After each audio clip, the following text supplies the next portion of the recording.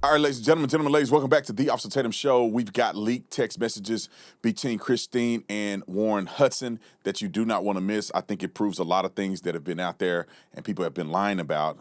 We kind of cleared that up. Jamal Bryant on Don Lemon Show. Now, why would anybody interview Jamal cheating on his wife outside baby fake pastor Jamal Bryant? We know why.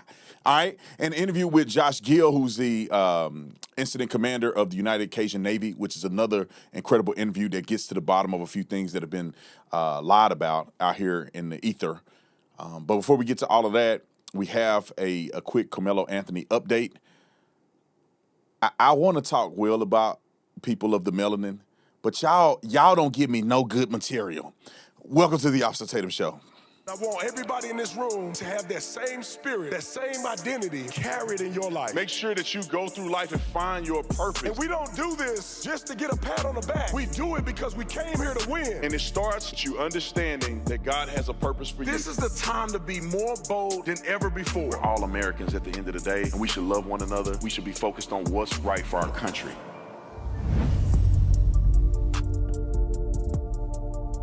Ladies and gentlemen, welcome back. I want to give a big shout out to all the members. Thank you guys for joining the membership program. I don't know what that is, but let's join the membership program. I appreciate you guys, starting from the rookies all the way up to deputy chiefs. We love you. We appreciate you. Thank you for supporting the channel, and thank you for giving us the availability to go out and do some real investigatory journalism that you've seen us do, and I think we've done a good job. Also, make sure you download the podcast, the Officer Tatum Show podcast on podcast networks, Substack. Go and download my Substack. I think we're at about 15,000 subscribers now. Want to get it up to 100,000 if we can, because if you like the written format of things that I do, the Substack is for you. All right, ladies and gentlemen, my very first event. I'm so excited about this. Verdict Bourbon is involved in this. We're going to have a bourbon tasting. It's a 2-day event. The first date is very limited seating. It's going to be a VIP 5-course dinner experience with yours truly, the Officer Tatum, and all of the dishes and meals at this incredible fish house is all going to be infused and a Verdict Bourbon got a little swag to it, I guess I can say it like that. The next night is going to be me. I'm going to do what you all love me to do, and let's talk about current issues and politics and do some Q&A and just mingle with people on the second night. So September the 16th and 17th, make sure you are there. We're in 30A. I don't even know how to say it. My assistant said that 30A is where you want to be in the state of Florida. So it is the Fish House. We're going to have a really good time, eat some really incredible food. Come out, show out. Once this is successful, we're going to do it all over the nation. All right. Before I get into this, thank y'all for the prayers. Everybody's been praying for me, been keeping me alive, even when you don't know I'm being kept alive. I got hit by a car today because some Uber driver in a roundabout don't know how to stay in his lane, and so he did not just get in my lane, he tried to do a right turn and broke my carbon bike. Thank God I'm alive, because I'm made of steel and concrete and grit. So I rolled on the pavement, put a dent in the pavement, because I'm a beast. Put a dent in it. I think I knocked his wheel off his car when I hit it. I'm just playing. I'm fine, though. I did roll on the ground a couple times, scratched my arm up. My back is kind of hurting a little bit. But messed up my S-Works Tarmac Disc Di2 bicycle. Anyway, but I'm alive because God, thank you. Let me tell y'all a quick story real quick before I get into this. I was riding, man. Today, I had been off my bike for 3 years because I had gained some weight. So I got down, finally got my weight down, lost about 40 pounds.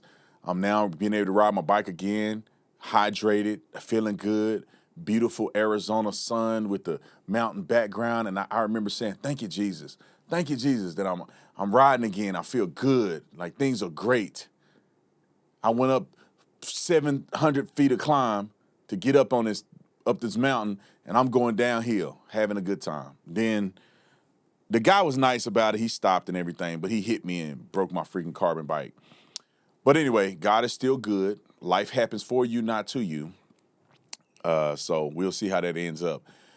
All right, let's get to Carmelo Anthony, an update in this case. It appears that the judge that presided over the original case has recused himself. And what I will say is that I really I can't do nothing but be honest with you guys. Black people as a whole, like a group, not individuals. There's individuals that have always, in the history of this nation, have been individuals that have done incredible things, that have been incredible, smart, exceptional, changed the world, add value, all of that. Individuals. As a group, black people are the most dysfunctional group of people, the most ignorant group of people, the most anti-American group of people that I've ever seen.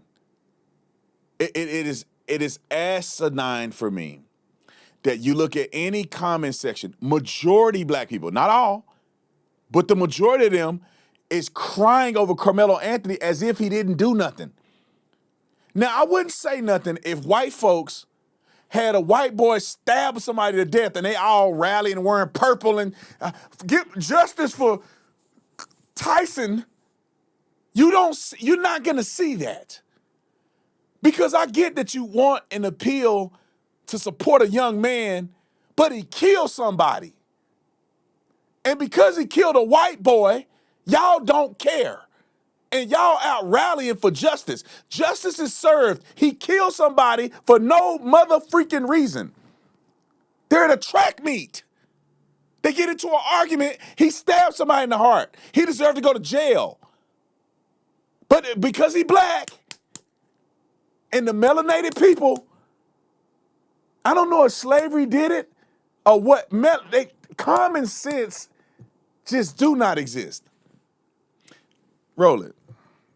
I'm Eden Shekel. Thanks for joining us. The judge who presided over the Carmelo Anthony case in Collin County was recused today. A new judge will take over tomorrow for Anthony's appeal hearing. The 19-year-old was convicted of murder and sentenced to 35 years in prison back in June for the 2025 Frisco track meet stabbing of Austin Metcalf. And today's ruling is considered to be a win for Anthony. Fox 4's Alex Boyer was inside of the courtroom and has details on what's next. Alex. Hi, Eden. Yeah, certainly a win for Carmelo Anthony today as his legal team pushes forward for a new trial. As we now know, Judge Roach is now out, and a new judge who has yet to be identified will take over this high-profile case from here. Now, like before, no cameras were allowed inside of the courtroom for this morning's hearing. Carmelo Anthony was wearing a green prison jumpsuit and handcuffs initially when he was brought in by the bailiffs.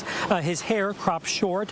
Anthony, who is now 19 years old, convicted of the murder of Austin Metcalf back in June and sentenced to 35 years in prison after a jury had rejected his claims of self-defense during a confrontation with Metcalf at a school track meet last year.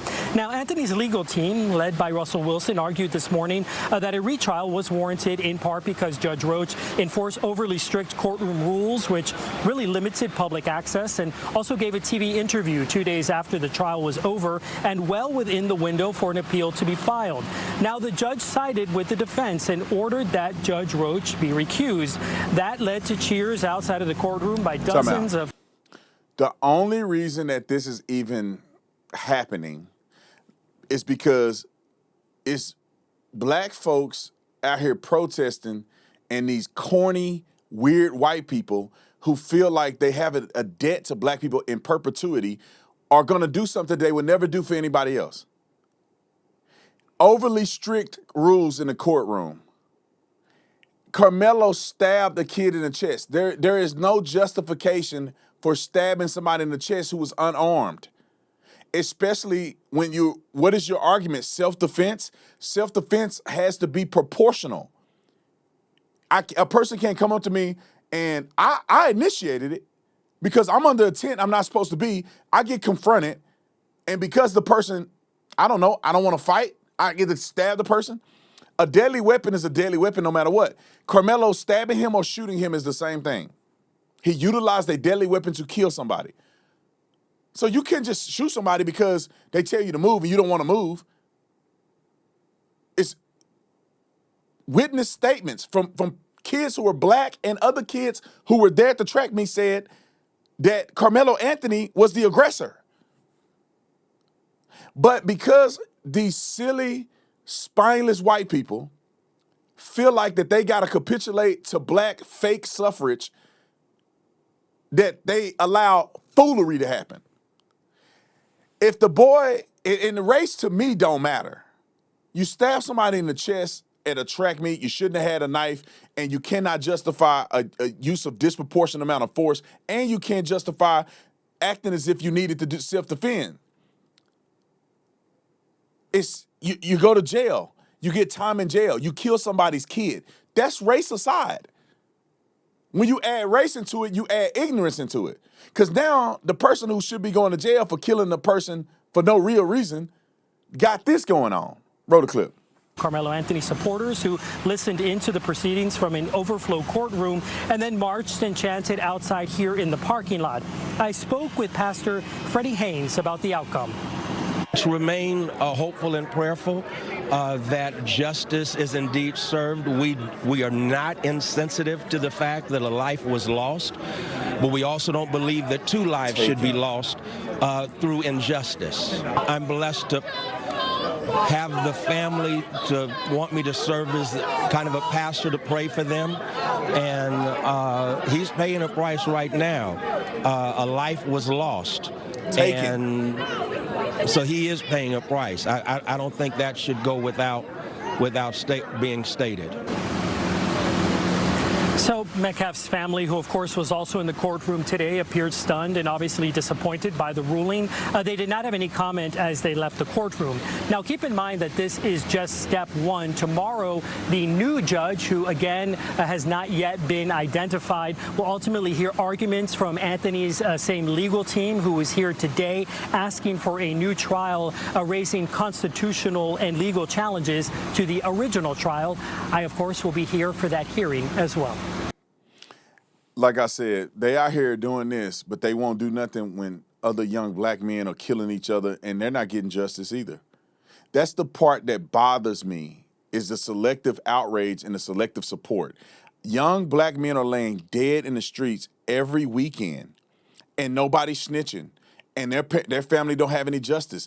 They just got killed, and nobody cares. And black people don't rally together and get on the doorsteps and wear all purple for anybody else. They only know how to support people that they believe had racial animus involved. And they're too stupid to understand if it's racial or not. So just because he's white, and people get mad at me and they go, Bernie, you do. No, I love good, smart black people. But the dumb ends irritate me. I can't stand black people like this. I can't stand the pure ignorance. Look at what they doing. Roll it. What do we want? Justice! What do we want? Justice! What do we want? Justice! When do we want it? Now! When do we want it? Now! Say his name! Say his name! Y'all, our nephew Carmelo Anthony is one step closer to obtaining the justice that he so rightfully deserves. This crinkle-faced, decrepit judge, John Roach, was recused from any further proceedings pertaining to the Carmelo Anthony case. I'm so proud of our people, too. We really showed up and showed out in numbers for Carmelo today, and hopefully we're able to do the same thing tomorrow. Now, it's still an uphill battle. Just to remind y'all, today we were going after the motion to recuse Judge John Roach over his allegations of bias, which we got the win for that. Tomorrow, there's going to be a hearing on the motion for a new trial. Hopefully they're able to throw those bogus 35 years out and grant this baby the justice that he deserves. Justice for Carmelo. We're rooting for you, baby boy. What do we want? All right. The low vibration of black stupidity is bothering me. Well, one thing is that we throw the bogus 35 years out. They could have given him life. An all-white jury, y'all claim, gave him 35 years instead of life in prison. I feel like they gave him a fair middle ground assessment. But when you're stupid and you don't understand the law, you're just willing to say whatever. A judge recusing himself, in my opinion, they should have just said, no, you don't need to recuse yourself. People need to get over it. But if they did recuse himself, that don't change the law. That don't mean that you get another judge that's going to say, oh, I'm just going to do something different in the law. Either he broke the law or he didn't. According to the statute, he broke the law. There is plenty of white people, white cops, that many believe have been done unjustly. You don't see them out here protesting and acting up in justice for so-and-so. I feel like white people have the maturity and IQ to diagnose if a person has done something wrong, majority of them can see that person is wrong. That person is wrong. Y'all don't have a filter. Every black person that's ever been killed by a white person is always right. It's literally, I don't know what happened. And we can't blame slavery forever. So it's something in the 60s that happened to black people to make them so ignorant like this.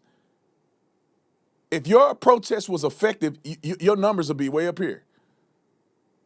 But your homicide numbers are up here as far as per capita higher than anybody else. Abortions higher than anybody else. Poverty, number one. Baby, y'all number one. You want to go down the list? Education, go to some of these black schools. Y'all should be protesting in front of these schools. Kids can't read. Y'all cool with that.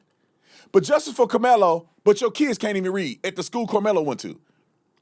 Lord Jesus, help us. All right, roll the clip. And this is moving on to the next thing. And let me preface this segment with this. Shout out, or I want to honor Nolan Wells on his birthday. I believe today is his birthday. That kid was an amazing young man. That kid, Nolan Wells, was an example of what I believe young black men should be. Blameless, great reputation, doing what he's supposed to do in school, and not buying into the racist, ridiculous rhetoric. He had friends who were black. He had friends who were white. He went around this group, that group, no issues. The young man was beloved by everybody. That is an example of black excellence. But instead, they're not going to talk much about who he was and what he did and what he accomplished. It's about these white boys doing something. And now we've got so much evidence that the ones that they accused had nothing to do with it, but they still pushing it. They still, justice for Nolan, but y'all don't even know what Nolan lived like. Y'all don't even know what Nolan stood for. Y'all don't even care. You just care that a white kid could have possibly killed Nolan, and y'all running with that because you have no future. You don't even understand your past, so you have no future, so you waddle in slavery and victimhood. And it's annoying. It's called black fatigue. Good black people gotta suffer under the pressure of you ignorant folk. Let's move to the next story, roll it. And today, loved ones of Nolan Wells are uniting with faith leaders and supporters on what would have been his 19th birthday. Instead of a celebration, a national prayer rally is happening just outside of Biloxi, Mississippi tonight. DeKalb County's New Birth Missionary Baptist Church pastor, Dr. Jamal Bryan, is set to deliver a keynote address. Tonight's rally is going to serve as a moment of prayer and as a national call to action in the death of Nolan Wells, who vanished on Horn Island while enjoying the July 4th holiday with friends. His body was found 2 days later, and just last week at the National Association of Black Journalists Conference, Wells's family renewed their call for justice. Many parents out there, you still have your children. You still can hug them. You still can call them. You still can celebrate their life with them. Time out. I wish that we lived in a world where I can see a mother who's mourning the loss of her son, and I can see other black men around her, and these black men are doing what's right. But instead, you would never see this happen, or not never, but you'll rarely see this happen, because the one to her right is a hoodwinking, race-baiting fool, and the other one to her left, his whole life has been race-baiting. His whole life, his whole professional life, even when he was fat and stupid and race-baiting. And where does his kids go to school at? Where do Al Sharpton kids go to school? No. F that. Y'all want to be so, I'm with the black. Where do his kids go to school? I bet it ain't an HBCU. I bet they ain't live in a black neighborhood. How much you want to bet? Now, I'm saying that to say, I wish that real black men could rally around them. But instead, these fools are around her. And then Jamal Bryant. What does Nolan, I bet you Nolan don't even know who Jamal Bryant is. He didn't know who Jamal Bryant was. Why is Jamal Bryant a part of this? Finish the clip. And we do not have that anymore. Wells's cause of death has still not yet been determined publicly. So here's the fool that they got associated with their family and now is doing a prayer. They can't find a better pastor than this. Let me explain something to you. Why can't they have a white pastor? This is where I feel like the racism of black people are just so prominent and they get away with it and the world is laughing at them, but in their circle, they think it's all justified. Nolan appeared that he loved everybody. Nolan's best friends were white. Based on all the pictures I've seen, most of his friends are the ones he hung out with and seemed to be closest with, from what I've been told, were these white boys. So in his death, why can't it be a mixed, unified funeral service? But they got only black people up there. They went to a white church, but the white people didn't get up there and do nothing. They didn't get up there and do the eulogy. And then you got the prayer thing. Jamal Bryant, there's many pastors in this country that could do a better job and it's blameless than this fraudulent Jamal Bryant, a celebrity pastor. Why can't a white person do it? Because they're racist. They'll never have a white person represent anything regarding their family, even though that didn't appear to be Nolan's perspective. Honor that boy. And then y'all putting these, Lord, I want to just cuss. Listen to this fool, Jamal Bryant. You tell me, does he sound like a reasonable pastor? Before we get there, let me add the fact that he cheated on his wife. He finna get in here and talk about black women. Cheat on your wife, got outside babies, was a failed pastor at Empowerment Temple, and now he's over here with Eddie Long Church. Eddie Long was diddling boys, allegedly. He settled with them. They got pictures of Eddie Long in the bathroom in his underwear. How they get a picture of him in his underwear if he not sending to little boys, grooming them at his church? Disgraced, he dies, and then Jamal Bryant takes over his church. It's a bunch of foolery. And black folks running to the hills to go to Jamal Bryant's church. That fool, after he cheated on his wife, that black queen you talking about, what did he do? He did a sermon and said, I'm still the man. That's your humility. You don't step down as a pastor. You come back and say, I'm still the man. This is what the black community is representing, the black community. Not all of us, but I would say most people think this fool is like a normal person. Roll the clip. It's a long time for no answers. They should be, it should be cakes and candles and jokes and you old man, you're getting up there, you're going to catch up with me. That's not happening today. But you are celebrating his life. Yeah, I'm on my way to Biloxi Grifting. to stand with Nolan's family and the larger community.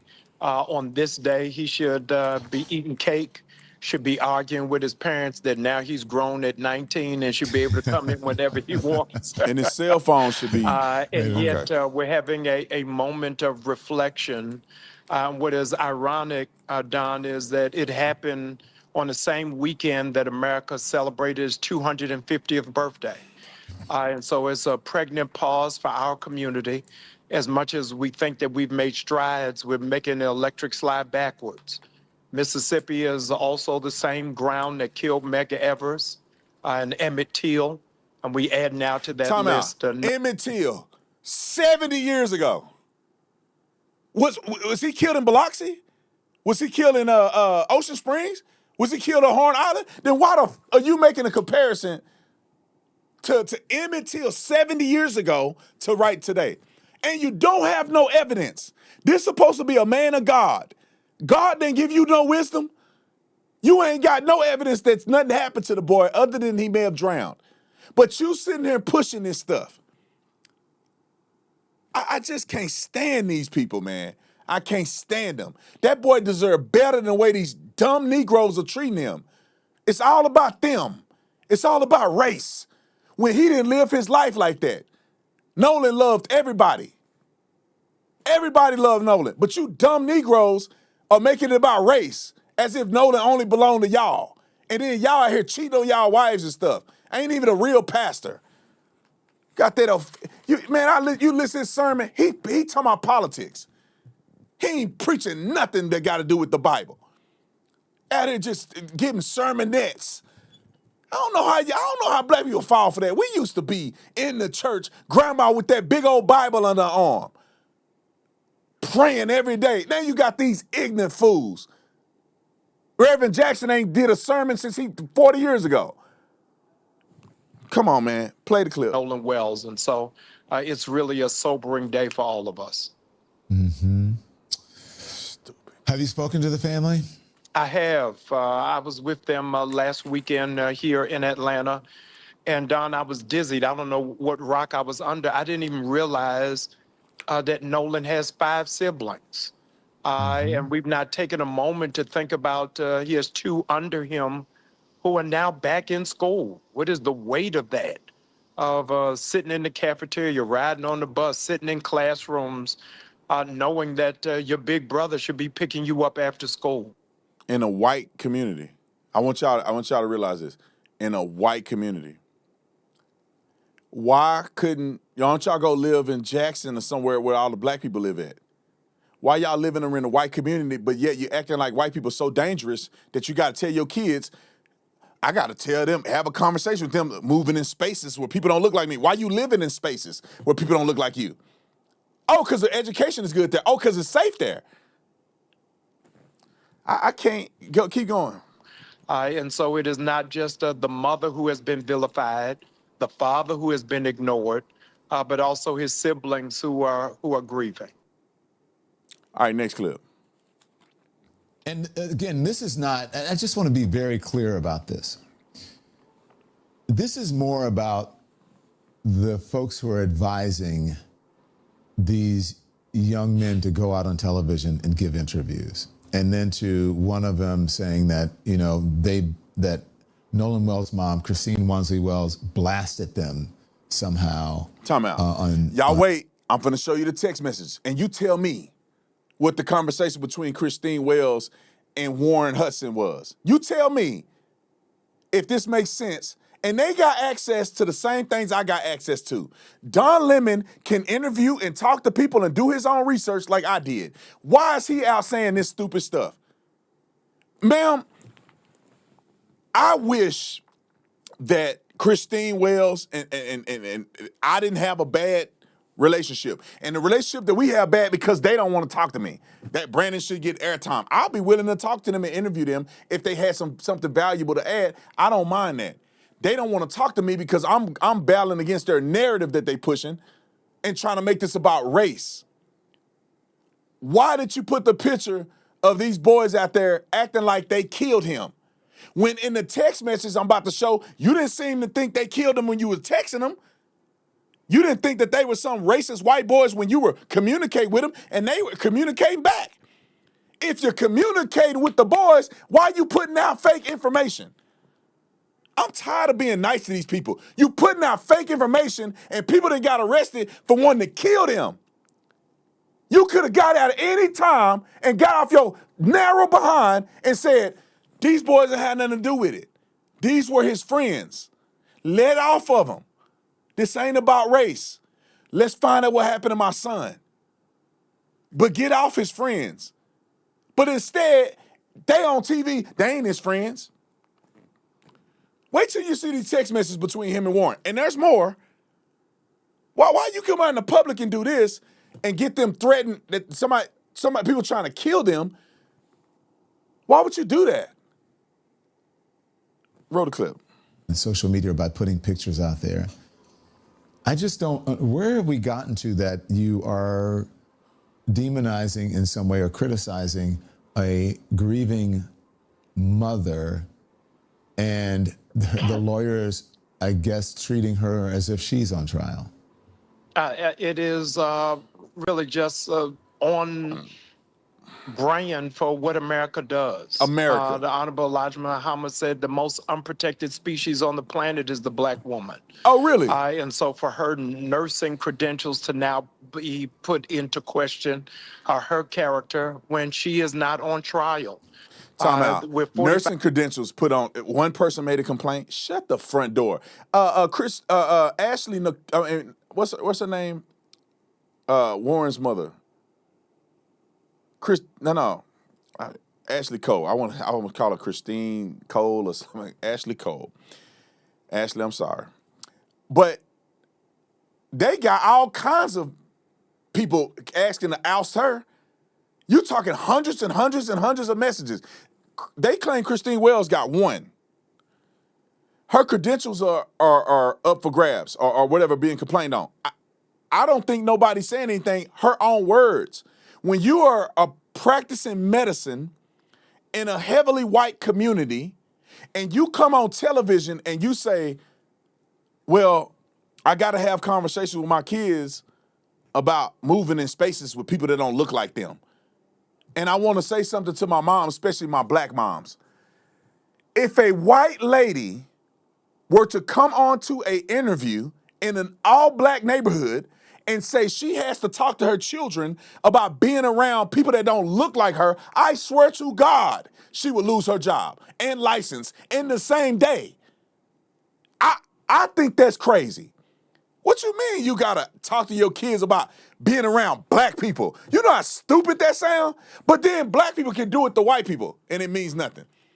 I wouldn't wanna go to a doctor that says she gotta teach her kids about being around people that look like me.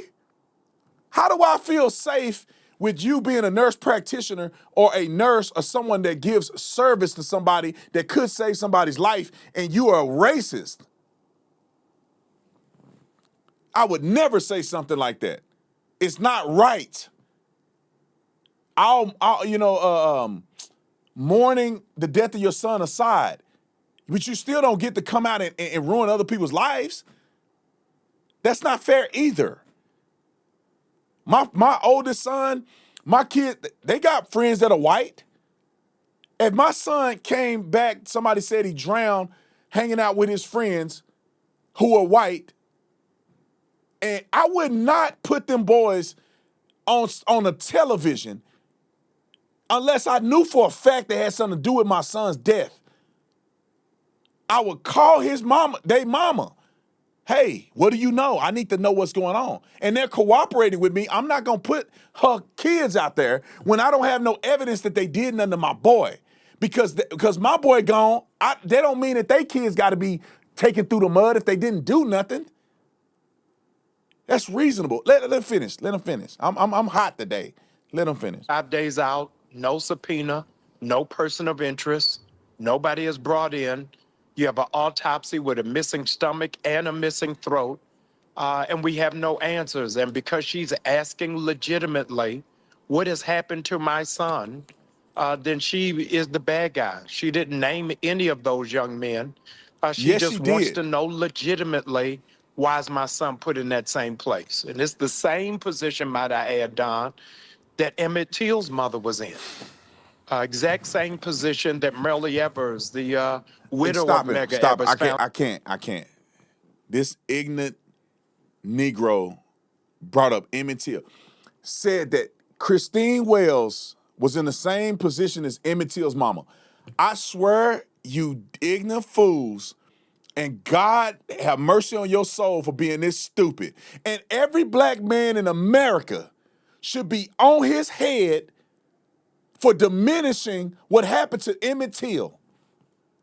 Where have we gotten as a black community that we let a man say something this stupid, and because you agree with him politically, you let it go? This Negro shouldn't be able to step foot in a black facility. Comparing Emmett Till to Nolan Wells. Emmett Till was a little kid. He was 13 years old, 12 or 13. Emmett Till had white people come to his house and take him, murder him, put a cotton gin around his neck, and drown him in the water. 100% racist. 100% unjustified. We 100% know what happened to Emmett Till. And you say his mama had to go through what Emmett Till mama have to go through? You see the open casket in Emmett Till's death? It was no report of an autopsy of no blunt force trauma, no indication of foul play.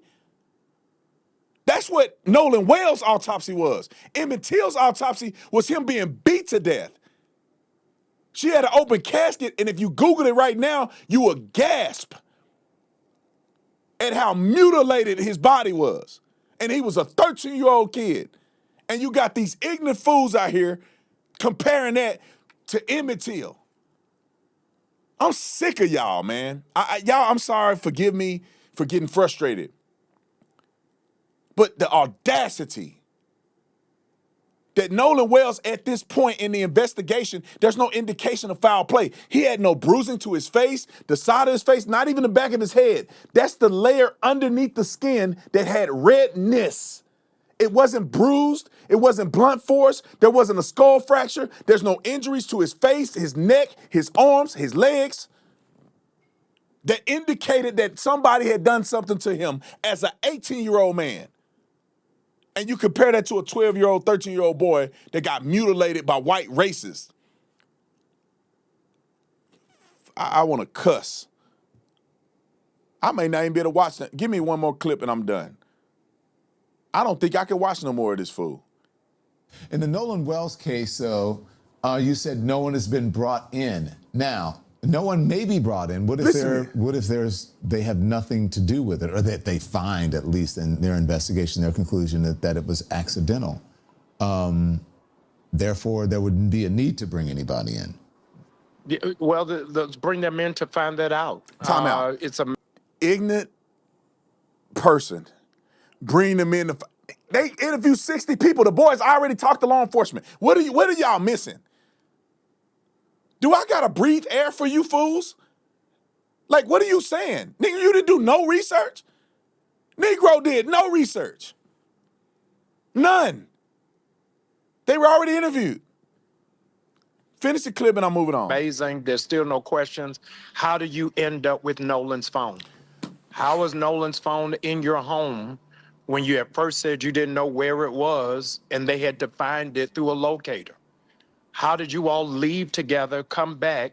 There's still a whole lot of questions that I think shouldn't be argued in social media, but should be argued or questioned in the sheriff's office, but we're not seeing any of that. We're not seeing any of that. Oh my gosh, help me. All right, text messages. Let's look at the text message that was sent. And you tell me that Warren Hudson murdered her son. Now, just so you guys know, Warren initiated this phone call and communication with Christine Wells.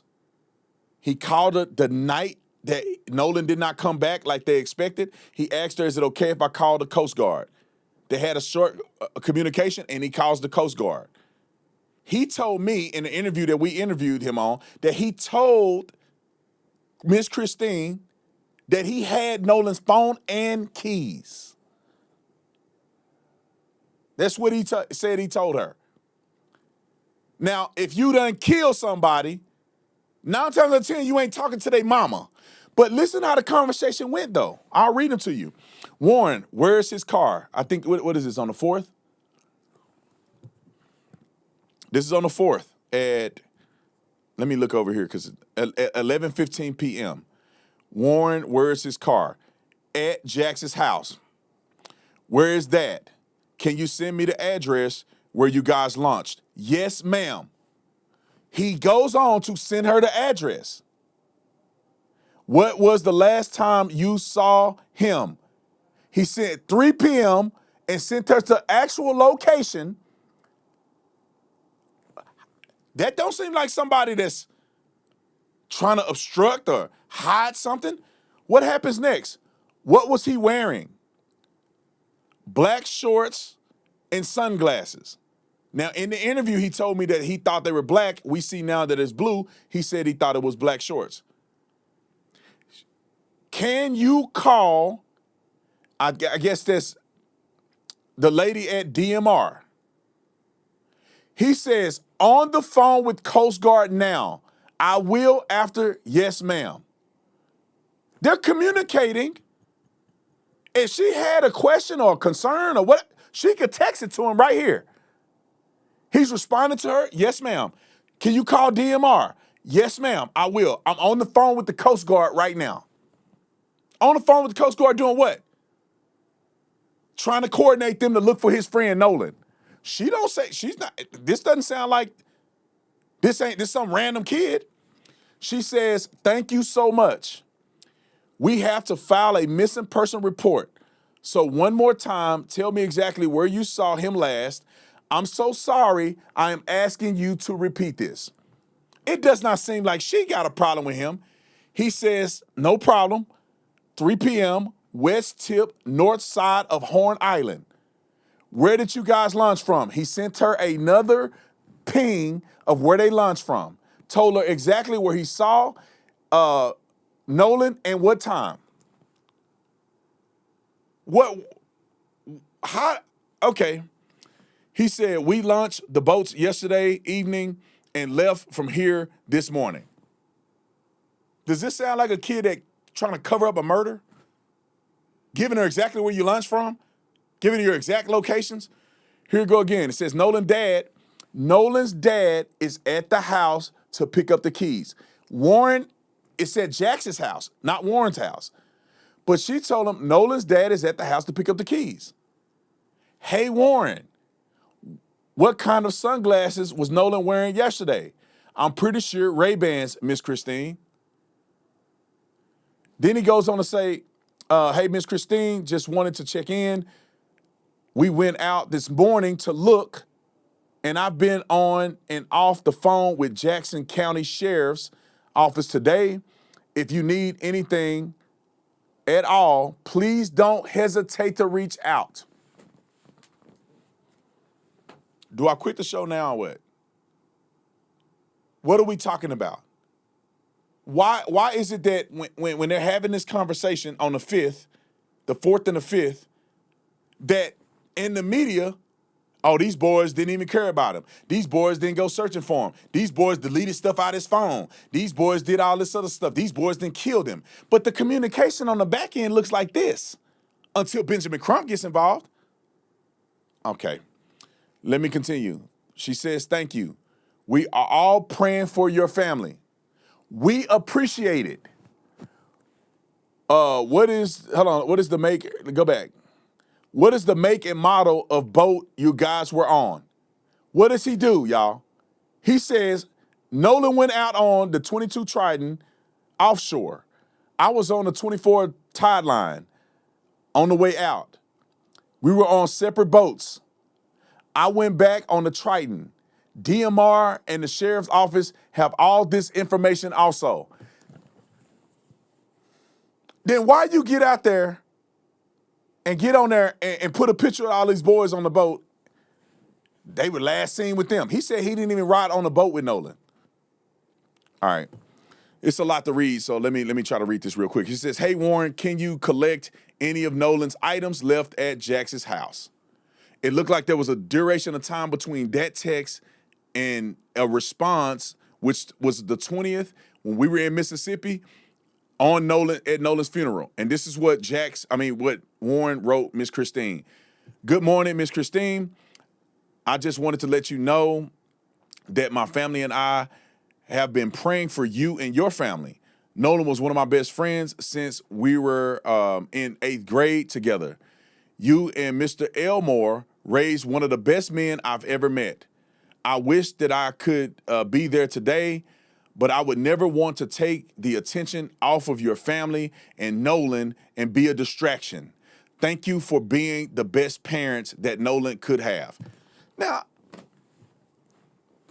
does this sound like a deranged white racist that killed a guy that wasn't even his friend? But yet he's saying he's praying for you? And yet he explained exactly why he didn't come to the funeral. But you don't put that out in the media. You don't frame it like this. You let the world eat these boys alive. He told you exactly why he didn't go to the funeral. You let everybody get out there and say all these things about your son's friends. And I heard a lot more about Christine, and I'm not going to publicly say anything about it. But I heard a lot about it. Somebody gave me a whole rundown of all this stuff. And I do not understand why this had to be about race and it couldn't be about a community coming together to find out what happened to Nolan. It's a shame. It's a shame. And the part that makes me upset because this injustice that has happened in part is perpetuated by black people. I hate to see black people acting like this. The world is laughing at you and you are being mocked by the world because this is illegitimate and irresponsible from the world's perspective.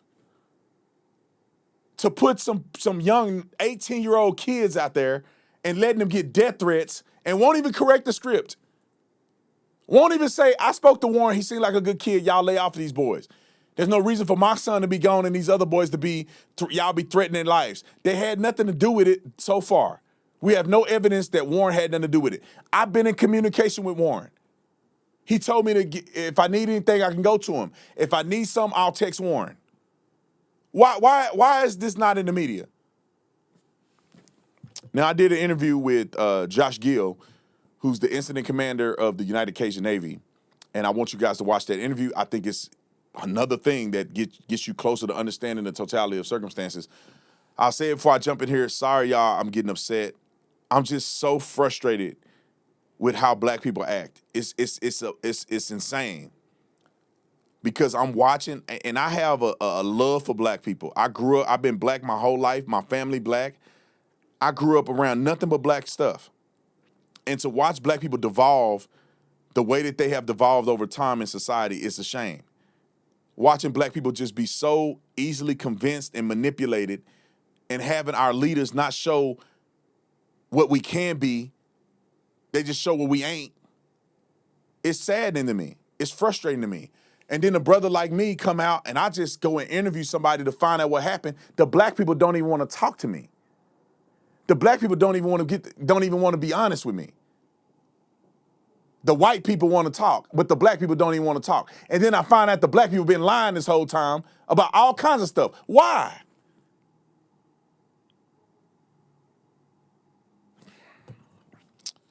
Enjoy the interview. I love you guys. Roll it. All right, ladies and gentlemen, got an exclusive interview with an incredible guy. I was able to talk to him a few days ago and get a lot more information than I previously had. So I want you guys to help me welcome to the show Josh Gill. He's an incident commander for the United Cajun Navy. So Josh, welcome to the show. And I want you to give people a perspective of what the United Cajun Navy is, because when I first heard about this as it relates to the Nolan Wells case, I had no idea what the Cajun Navy was. At first, I was like, is this a part of the Navy? And then I realized very quickly this may be a private organization that does good work. But can you explain to the audience what exactly is the United Cajun Navy and what's your job description in that? Sure, absolutely. First of all, thanks for having me. United Cajun Navy, we're a nonprofit. We're a 501c3. Easiest way to explain it is disaster response, relief, and recovery organization. So what I specialize in is search and rescue, search and recovery operations. I help find missing people. But outside of that, our organization does a lot of blue sky stuff. We do food drives. We do toy drive. Last year was close to 600,000 toys we handed out. So we really run the gamut from disasters and blue skies. You know, community involvement's the biggest thing, the easiest way to explain it. That's awesome. And it's all volunteer work, or how does that work? All volunteers, man. 100% volunteer. Wow, that's incredible. And so as it relates to the Nolan Wells case, can you walk me through when you were first notified and what were the first few things that you did as a response? Sure. So late that night, early Sunday morning, I received a Facebook Messenger call from somebody that had been noticing it on Facebook on what was going on with Is this the July the messages 4th? in the post about. Oh, July the 4th or the 5th? Be early morning, July 5th. Early morning, okay. The 5th. So early morning there, and I started reading into it, right? There were some Facebook posts. Then I got a call. I got a call from Miss Christine. Christine called me up. I'm thinking it was 7:30-ish, 7:45 that morning.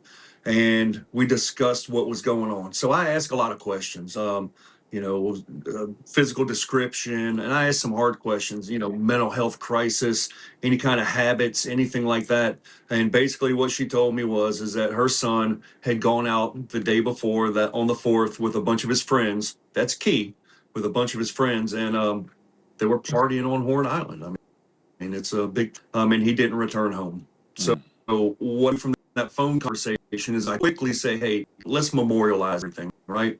Ask her to put it all to me in a text message. So from there, we communicated both in phone and on text. But if there was anything important that needed to be relayed, I wanted to make sure that I memorialized it, documented it, and I'd send a text message back. So starting that Sunday morning, the text messaging and communication started. My organization, we have a lot of volunteers in that area, and my vice president was there as well. And we started mobilizing people quickly to go out to Horn Island to start looking.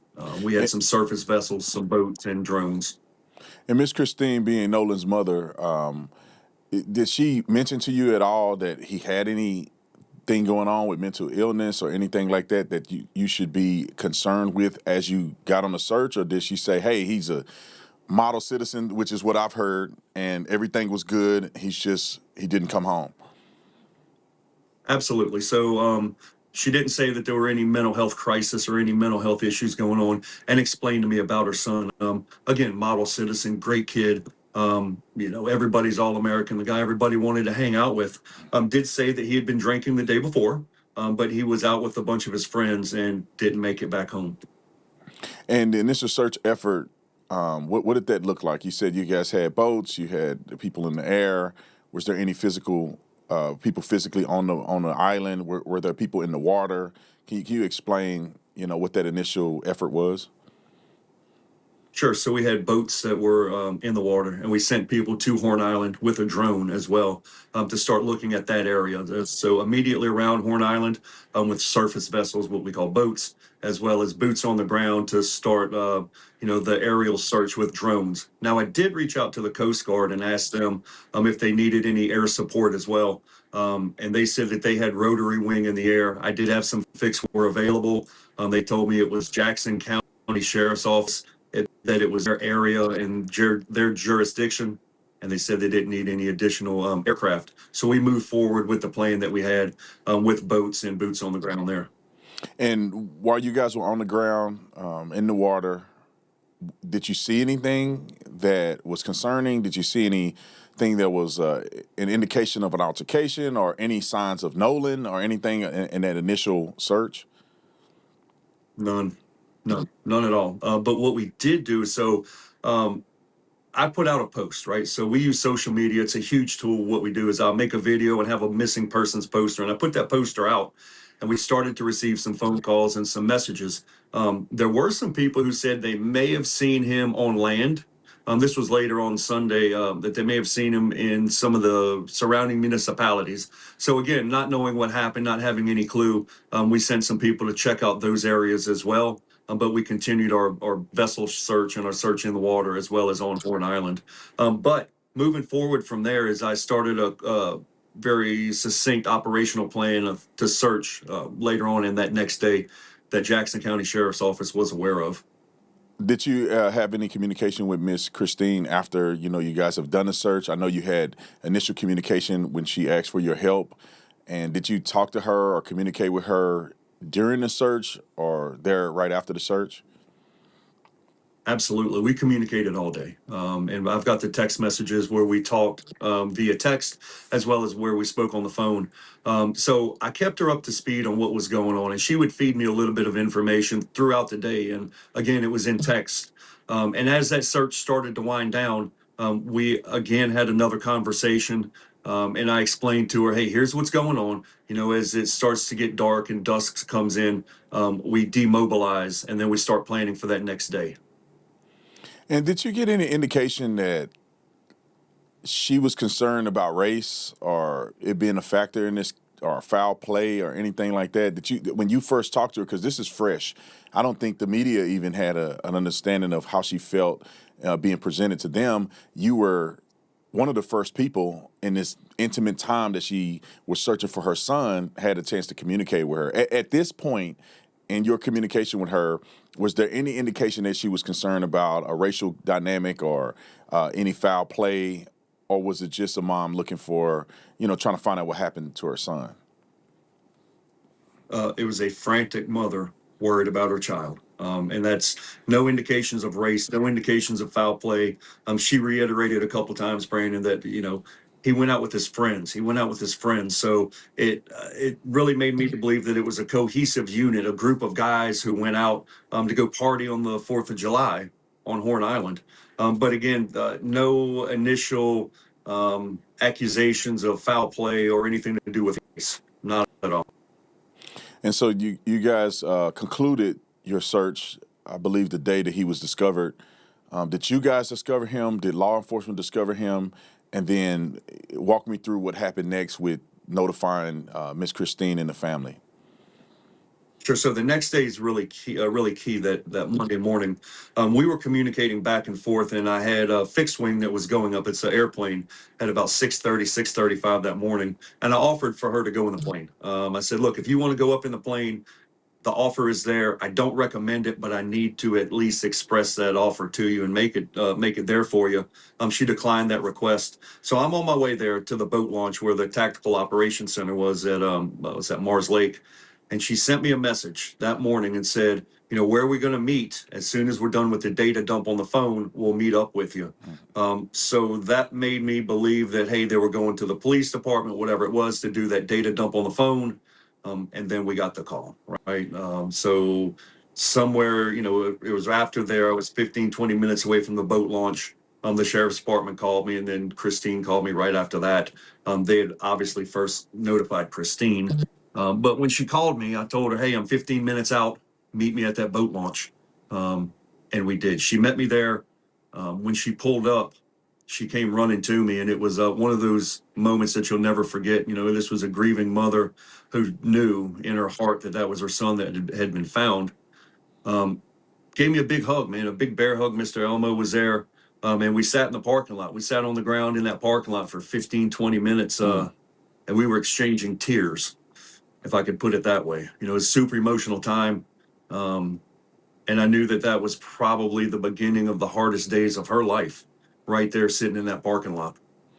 Wow. When you talked about the phone, did she indicate to you at any point that there was anything suspicious in the phone, or she just in, kind of a passing conversation that she mentioned she was going to send the phone to be downloaded?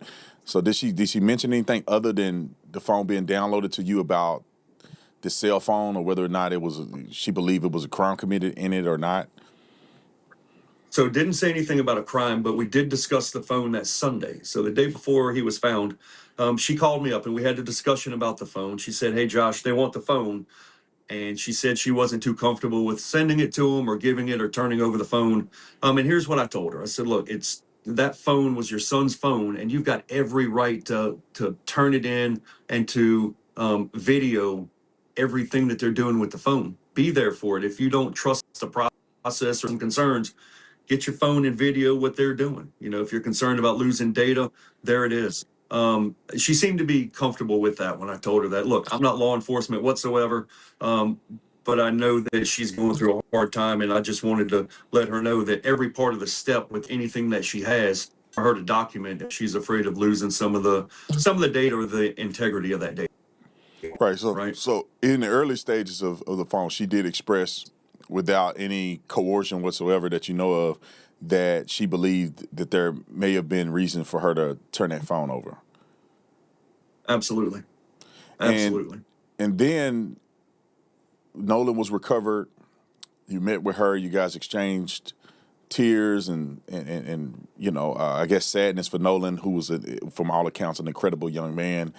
And then what happened next? Did you guys ever go to actually identify the body, or, what happened after that? So this is a key part, right? So she asked me to be a part when they go to the coroner's office. So they didn't bring his body to that location. They brought his body to a secondary location, as the hospital, the coroner's office. She asked me to be a part of it. Of course, yes, ma'am. Anything I can do to help you. So we got in a convoy and we went that way. We went to the coroner's office. Sat down at the table.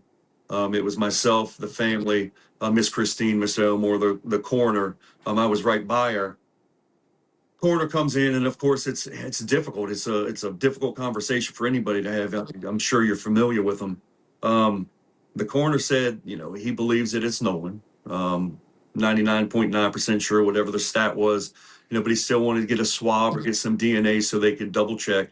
Said, according to the appearance and the photographs he've seen, it appeared to be Nolan. But he also said something very key, that there was no initial appearance of foul play. So to me, immediately what I thought was, no blunt force trauma, nothing visible right there, right? And obviously there needed to be a further investigation, but the coroner did say that. The questions were asked, just some, hey, can we see him, blah, blah, blah, these things. But also the question I asked was, hey, Mr. Coroner, can you please explain the process of how it's going to move forward? It's just one of those things that the family needs to understand. And what he did was explain how they're going to move Nolan to the crime lab so they could fulfill all the autopsies and everything that way. I was not a part of identification of the body. We immediately left. So if at some point that evening later on, we went to their house after the coroner's office, if they went back to identify, I don't know. I wasn't, but the immediate meeting with the coroner's office, there was no identification by myself or the family that I was aware of. And based on, at this point, from all of your engagement with the family and also with elements of law enforcement, did you have any concerns of impropriety? Meaning that you felt as if law enforcement would not handle the case appropriately in the involvement that you had? So from the level of engagement that I saw, let's base it on initial level of engagement. They had a lot of people that were involved with the search, and then immediately after as well. I mean, I was communicating with the sheriff's department closely thereafter. I did not observe or have a feeling of any lack of engagement or anything like that. I think they were engaged. And then as the case moved on, I believe their level of engagement was appropriate because they knew this case is under a microscope. Everybody's out there watching. It's international news. And I want to just ask you a personal opinion about this, because one of the elements that we've been trying to get out to the world is because this has turned into a racial dynamic. And just on your experience, I don't know, how long have you been living in this area or, living in Mississippi around this Ocean Springs? So I live in Louisiana, about an hour and 20 from Ocean Springs, all my life, 30 plus years. Getting old. You got a big old gray beard. Right. being in that area your whole life, or majority of your life, do you notice any real racial tension? And I say real, I'm saying just from you, in your opinion, is there a element of racial tension in either the Louisiana area or near Horn Island and the Ocean Springs area that you have personally experienced?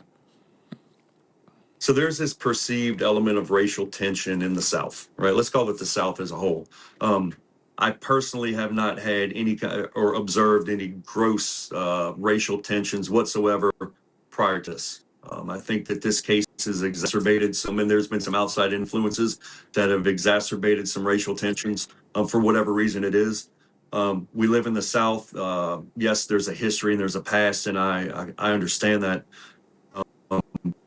But move forward with the way we're living, right? It's 2026. It's a difficult time, man. It's a difficult time in the South. It's a difficult time nationwide, right? But let me say this. Let me put this out there real quick, is that I 110% support Miss Christine and what she's doing. She's a grieving mother, and I've said this from day one. There's no rule book. There's no playbook on how she should act or what she should do. Find the truth and trying to find answers. There's a lot of outside influence that's pushing her in whichever way it is or however it is. But again, I support her. She's got to find the truth so she can start that grieving and healing process. There's some disgusting things that are out there, and we just need to be able to differentiate from that, right? Yeah, I'm glad you brought up that point, because that's been a huge concern of mine, of trying to figure out what's stimulating this.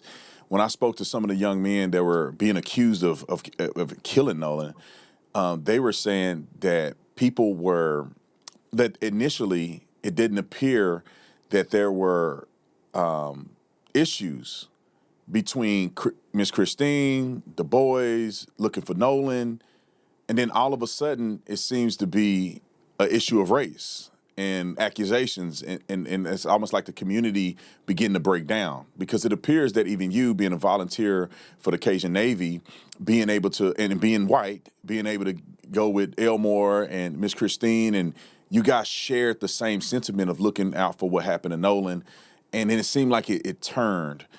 And from my observation, it seems like when the attorney Benjamin Crump and others got involved, it seemed to turn more in a activist political direction than, you know, just the generic direction of, hey, a community coming together to find Nolan. Now, that is my opinion. Now, you had a closer experience in this because you were in communication with Miss Christine and all of the above. What is your take on how this has played out since the very first time you got involved? I don't necessarily disagree with your opinion. Okay. I've seen the communications with Christine and her family dwindle down after the hiring or onboarding of Mr. Crump. Now, again, I want to make sure that everybody understands I'm going to give the family the respective space that they need. And I will send them motivational messages. Just today, I sent one. Hey, Miss Christine, I know today's a tough day. It's your son's birthday. Just know that I'm here for you. 110%. If you need a shoulder to cry on, somebody to call, whatever it is, I'm here. Got to thank you, which is all I expected. But what I did was watch lengthy communications turn into emojis or the little heart and then thank yous. And it's fine. It's the natural progression of the way the relationship was. But I do feel that that outside influence had something to do with it, without a doubt. And that's my opinion, right? So it's unfortunate. You know, a young man lost his life. And there's this issue with the cadaver dog. I don't know the full details of this, but I'm under the assumption, I hope you can clarify this for me, is that there was an initial request or an offering up of cadaver dogs to search one of the boats, I guess one of them that Nolan may have been on, and that was presented, and it was rejected by Benjamin Crump. Are you associated with that, or can you explain that? Do you have more information than I do about this? Sure. So I was the one who offered the cadaver dogs. Oh, okay. I had a conversation with the lead attorney. I had a conversation with the lead attorney, Liza Park. I'd been trying to reach him for a couple of days, and I left message. Couldn't do it. I asked Christine, give me a phone number. I need to talk to somebody. So I sent a text message on, I believe it was the 13th, got a read, no response. And I called that next day on the 14th, had about a 24-minute conversation, but I offered up the services of the cadaver dogs, right? So these are human remain detection dogs. And I told him, I said, hey, look, I've offered them to the sheriff's department, but I'm offering the service to you as well. And here's how it plays out. Those dogs can go to the boat, they can do a search on that boat. And if they alert on that vessel, and they alert as they're working to smell for a cadaver, there's more than likely a pretty big chance that there was a body on that boat. But if those don't alert, it's just the inverse. There may not, and it's a pretty good chance that there wasn't one on there. She explained the concern about them cleaning the vessel.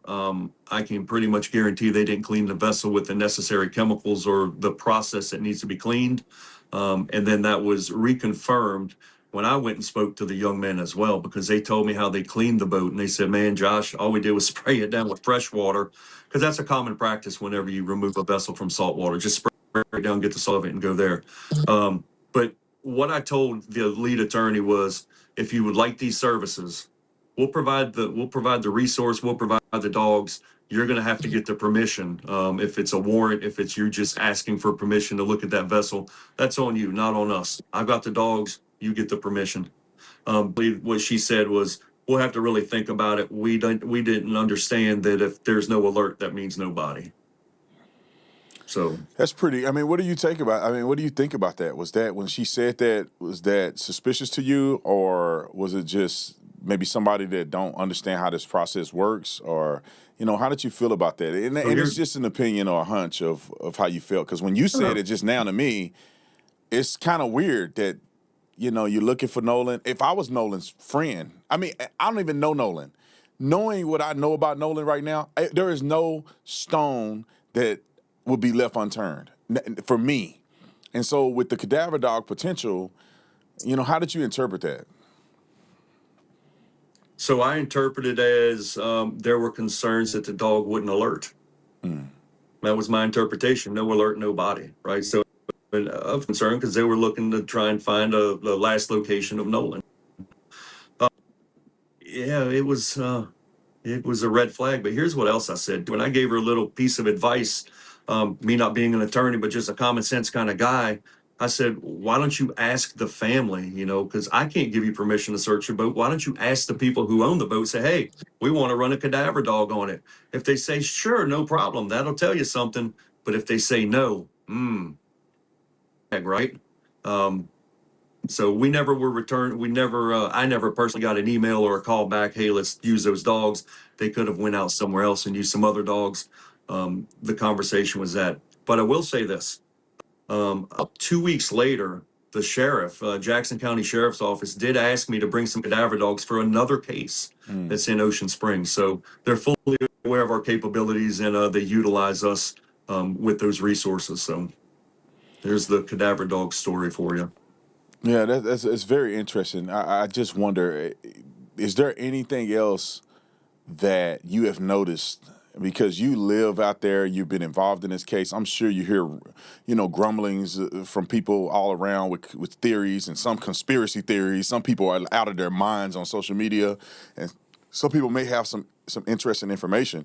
Is there anything else that you know of that you'd like to add and you want the world to know about your involvement of things that you've been able to be privy to out at Horn Island or even back on land? Sure, and I've been to Horn Island many times, been out there for July 4th in years past. Here's a couple things I want to get very clear with people. Number one, I support Christine. Our organization supports Christine. Number two, the threats and the vitriolic rhetoric, it needs to stop, man. The threats, it's not healthy for the environment. It's not healthy for what's going on. These young boys are taking a beating with threats. It's not good. Next thing is, social media is a great tool. It can be your best friend, but it can be your worst enemy from time to time. Let's just watch what we say. So you're watching, people are looking, the mama Christine's looking at social media, the boys are looking at social media. These people have to move on with their lives. With all these crazy cockamamie stories, one lady said, he could have been dismembered and put in a fish box and put back on the island. Come on, man. Let's use our noggin, not just to hold a hat on top of it, but let's use our head, right? Look, there's problems. There's racial tensions. Granted, got it. Let's be driven by love and let's not be driven by anger, because when we're driven by anger, we make bad decisions. And I think we need to start making some good decisions in what we do and what we say. I love that. I appreciate you, Josh. What ways can people who are watching this help and support the United Cajun Navy? Sure. So we've got a website.